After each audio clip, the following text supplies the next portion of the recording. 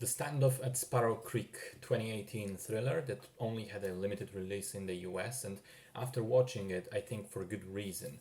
The story itself is very unique to the US social landscape. For me personally, it was more difficult to relate to it as a result. And the story is this. A former cop is a part of a militia group. One night he hears shots not too far from his home, and as it turns out from listening to the police radio, a funeral has been attacked by a lone gunman.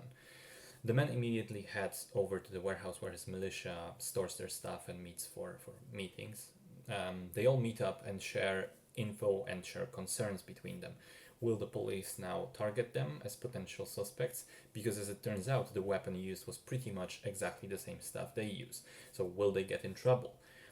They decide to hide their stuff and lay low, but as they enter the locker room containing the guns, it turns out that one of them is missing, along with Kevlar, ammunition, and grenades. So everybody that has access to the secure warehouse is in the room at the moment, and so the natural conclusion, the obvious thing, is that someone is lying, and the shooter is actually amongst the men. They then try to find out who that is, with the former policeman as the main interrogator. Now, this sounds like an excellent premise for one of those single room type of movies like 12 Angry Men or Reservoir Dogs.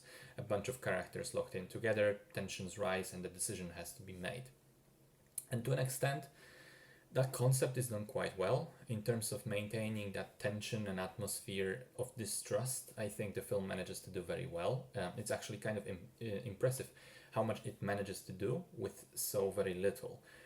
Another surprise for me was that despite this inherent location limit, the cinematography was noticeably thought out and deliberate, with some really interesting shots in there. The main issue for me, though, was that the story relies heavily on this dynamic between cops and the militia, which theoretically is a legal organization, I guess, but they do act pretty fucking shady as a group, and some of the individual members turn out to have straight up evil secrets behind them. Now, I don't live in the US, so the whole idea of a paramilitary group with access to army grade weapons is pretty outlandish, and so at times I had a hard time following what exactly is the deal with these guys. How much of their existence is actually legal and fine, and how much is not? Are they, as a group, mostly innocent and only potentially connected to the shooting, or are they all the villains in this story? I think the movie relies on the audience kind of knowing those dynamics already and being somewhat familiar with them, and so I was confused for a lot of the time without that.